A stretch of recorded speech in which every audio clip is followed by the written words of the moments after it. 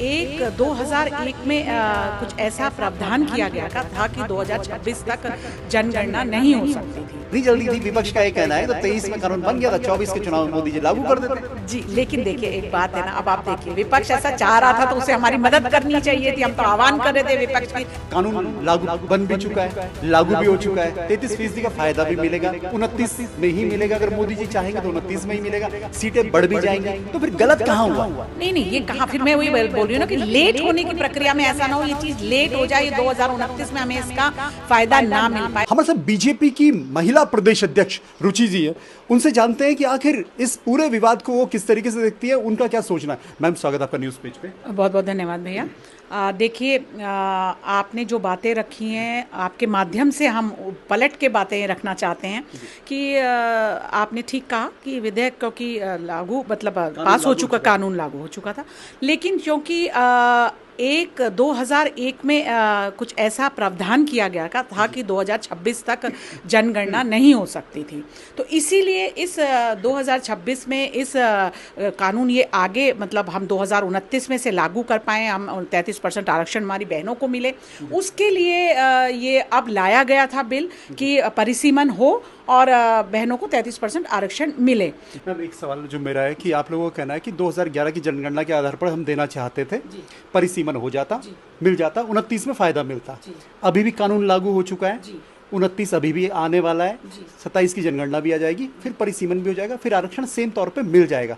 तो फर्क क्या है? फिर फर्क तो कुछ भी नहीं, मिल तो 29 में वैसे भी जाएगा, वैसे भी मिल रहा है। नहीं, अभी मुझे लग रहा है क्योंकि प्रक्रिया लेट ना हो जाए ना, क्योंकि ये प्रक्रिया अगर अभी ये पास हो जाता तो प्रक्रिया शुरू होती तो तब तक ये पूरी हो जाती। कहीं ऐसा ना हो कि अब ये क्योंकि अभी पास नहीं हुआ तो इसकी प्रक्रिया लेट होने से कहीं 2029 में बहनों को, कानून बना हुआ है, कानून तो बना हुआ है, लेकिन जब बात परिसीमन की हो रही है और संशोधन लाकर करने की हो रही तो वो दिक्कत वाली बात हो रही है। विपक्ष कह रहा है कि भाई ऐसी भी क्या जल्दी है कि भाई कर दो बस, जब हो रहा है। जल्दी तो है नहीं, ऐसी भी क्या, तब अगर इतनी जल्दी थी, विपक्ष का ये कहना है, तो 23 में कानून बन गया था, 24 के चुनाव में मोदी जी लागू कर देते। जी, लेकिन देखिए एक बात है ना, अब आप देखिए विपक्ष ऐसा चाह रहा था तो उसे हमारी मदद करनी चाहिए थी। हम तो आह्वान कर रहे थे विपक्ष की सारी बहनों से कि भाई आप भी आगे बढ़िए और अपने सांसदों को कहिए से निकालें।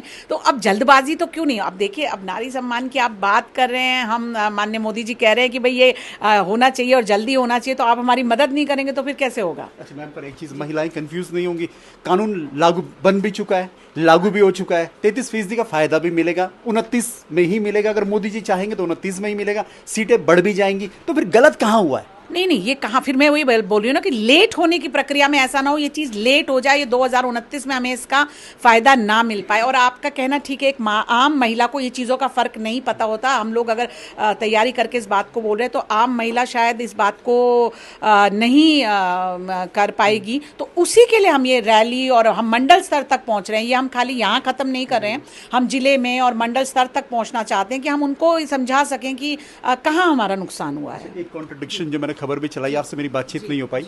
जो महिला बाल विकास मंत्री रेखा आर्य, उन्होंने अपने घर के बाहर एक पोस्टर लगाया कि नारी शक्ति वंदन अधिनियम लागू करने के लिए मोदी जी का धन्यवाद। वो तो कहती है धन्यवाद, आप लोग कर रही हैं विरोध प्रदर्शन।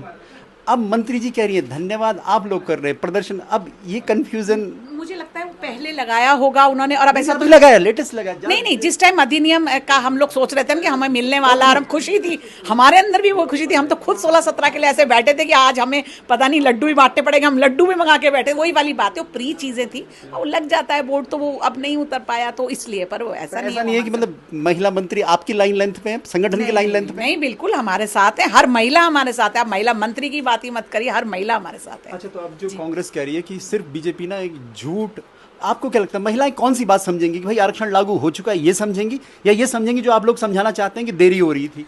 तो ये तो समझेंगी बिल्कुल, उन्हें पता है। वो तो पिक्चर है ना, वो तो पिक्चर पुटअप हो रही है ना, वो तो दिखेगा कि नहीं लागू हुआ अभी तक और ये हम नहीं कर पा रहे 2000, तो देरी हो रही है ना, तो ये बात तो वो समझेंगी कि ये देरी क्यों हो रही है। अच्छा, तो आप लोग ये भी तो बात आएगी कि भाई मोदी जी तो कुछ भी कर सकते हैं, तो लागू ही कर देंगे कानून? नहीं, देखिए फिर भी हम कानून और संविधान के एक दायरे में तो हैं, तो चीज़ें तो संवैधानिक तरीके से ही होनी है।